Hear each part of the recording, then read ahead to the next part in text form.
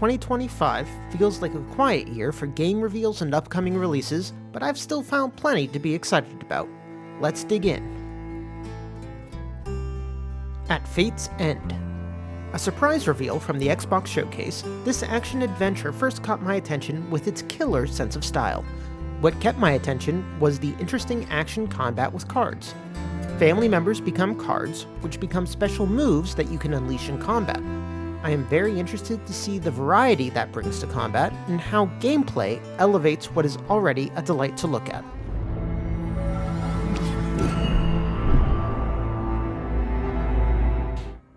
Hell Is Us. This action-adventure game is seriously weird, and it also looks seriously good. A deeply disconcerting landscape filled with abstract monstrosities derived of humanity's psyche is host to some sweet action combat, a deep mystery, and hopefully some deeply contemplative adventures. Every time the devs talk, they say the right words, so I am hopeful for this one. What happened here? Madness and hatred and lots of it. Mudong Two Hearts. Mudong was another attention grabber from the Xbox showcase. The near-future sci-fi action-adventure appears to feature gunplay, stealth, superpowers, and a fictional K-pop idol. It certainly looks beautiful, and I hope the gameplay can live up to its appearance.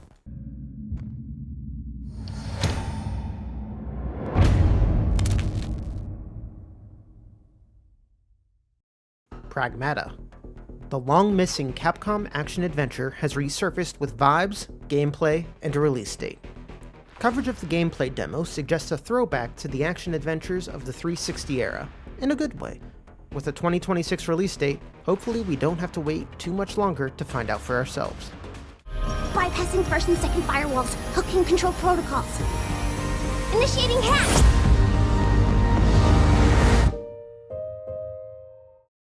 Resonance, A Plague Tale Legacy. Another surprise from the Xbox showcase, we have some manner of ancient Greek action-adventure. We have no idea how it ties into the rat adventures of the late Middle Ages from the original games.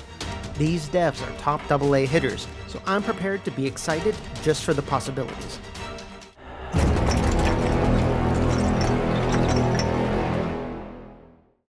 Sea of Remnants. First showing up at the Sony State of Play, Sea of Remnants speaks to me directly. A choice-driven fantasy pirate RPG with over 300 companions? Sign me up. Additionally, its wood puppet aesthetic vibes well with the move that they were laying out. Its Steam page is both feature-rich and full of ominous tidings, so I'm excited to see more of this one.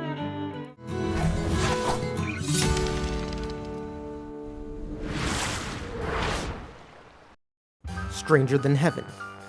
Details for this new action-adventure from the makers of the Yakuza series are thin on the ground. We have seen 2 trailers in 2 different eras of Hong Kong in classic brawling action, and this year's trailers suggested something supernatural. I am ready to learn more. Will it have any Yakuza-style zaniness? Is it going to have an open-world city to explore, or is it going to be more focused? Stay tuned to find out.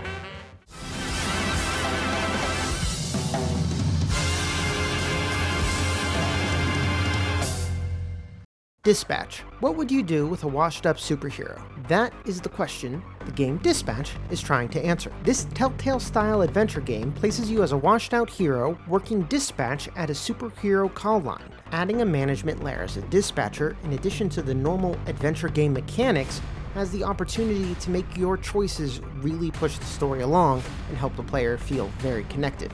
I am excited for the possibilities. Militsonier. I really don't know how to ease into this one. You play as someone trying to escape a vaguely Eastern European town, but there's a guard stopping you. And he's 200 feet tall at a minimum.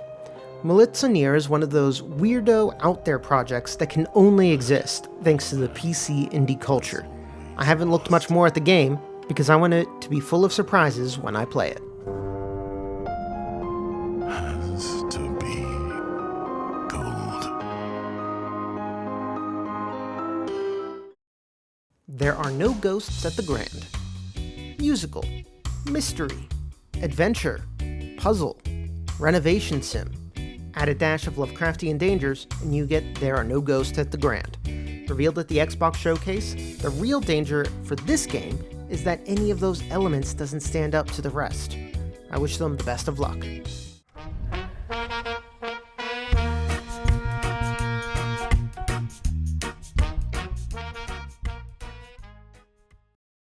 No, I Am Not Human. The only horror game on this list. No, I Am Not Human is exceedingly weird and surreal. I haven't looked much into this one either because I want to preserve the surprises for myself for later. Just look at that glorious discomfort. You will never know who knocks tomorrow. Inkshade. One of a number of Inscription-inspired games shown this year, Inkshade stands out for the clear depth of its central game and its sweet style. What we see looks like a series of tactical battles and supplementary puzzles. Will it be as fantastic as Daniel Mullen's original offering? Perhaps not, but it's still one to watch.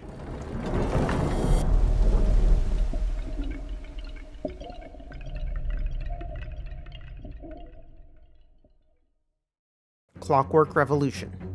Of all the games on this list, this one might be my most anticipated. The gameplay presentation showed character customization,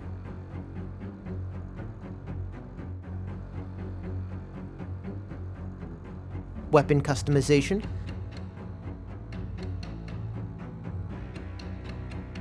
player choices driving narrative change,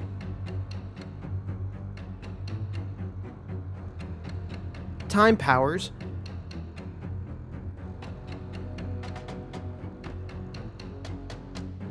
branching narratives, and even potentially branching worlds. It seems like a lot to promise for a AA game. Will they pull it off? I'm excited to find out.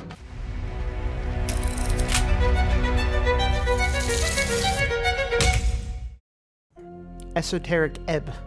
One of two Disco Elysium-like games this year, a friend of mine described Esoteric Ebb as the game that should have inspired Disco Elysium. Barring timeline inconsistencies, Esoteric Ebb looks to take the disco-style internal conversations and die rolling to a D&D style world.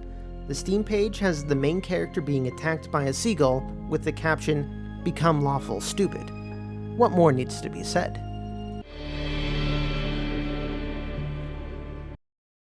Outer Worlds 2. The first Outer Worlds was fine, but it didn't live up to the Obsidian back catalog. The Outer Worlds 2 deep dive showed the devs leaning in on delightful weirdness. If the writing of this game calls back to Obsidian's traditional gray worlds and complicated characters, such as they did in KOTOR 2 or Fallout New Vegas, this game could be a winner.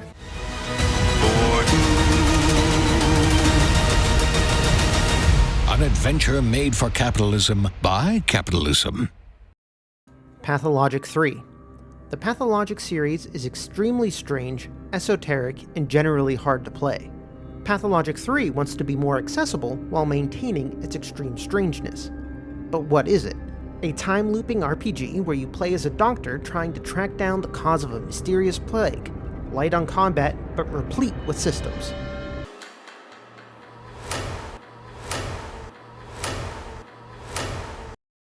Rue Valley.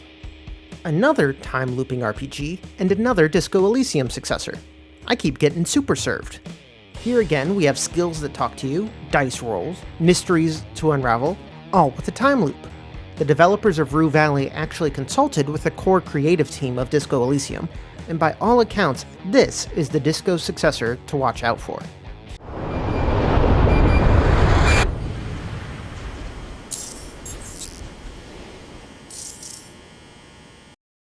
The Blood of the Dawnwalker. This RPG, from the lead designer of The Witcher 3, carries over a lot of the same DNA, but it isn't a by-the-numbers spiritual sequel. Firstly, the day-night cycles provide the opportunity for vampire-themed shenanigans. Even more importantly, a special timekeeping system looks to fix the problem of heroes getting sidetracked. When the player engages in certain activities, like side missions, time moves forward. Let time get away from you, and you can miss out on important story quests. I'm really excited to get my hands on this one.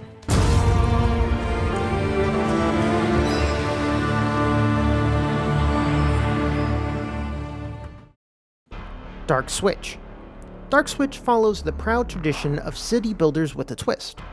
Here, the twist is that you are survivors of an apocalyptic event, building your city in the branches of a giant tree. You need to secure your city in this folk horror setting, set out expeditions, and find out what caused the end of the world.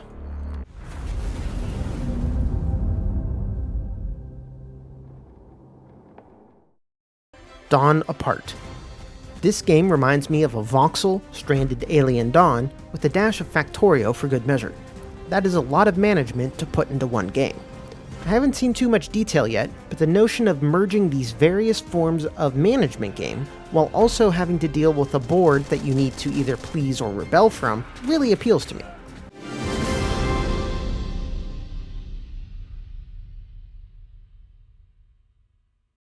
Let's build a dungeon. Making a fully featured management game is hard. Making an MMO studio sim fully featured enough to allow players to play the game they designed is another thing entirely. I can't resist an audacious project with sweet pixel art. Simple as that.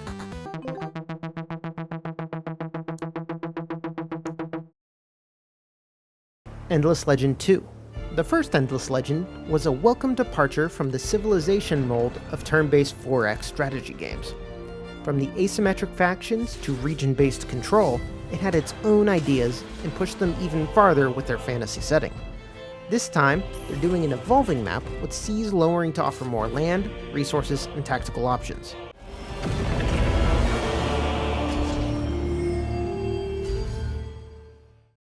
Kingmakers. This game was bold enough to try to answer the question on everyone's lips. How many guys with AK-47s would it take to topple medieval England? What if they were on motorcycles? This action strategy game is sticking hard to its central conceit. Medieval warfare, but with up to 4 players getting to bring in modern equipment.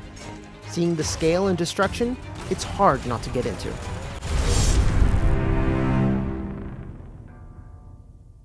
Well, that's the ones that I've been paying attention to. What have I missed? Are these on your radar, or had you not heard of these games? Let me know in the comments below. Like the video so I know that people want more of this content. Subscribe to see what else I do. I'll catch you guys next time. Bye-bye.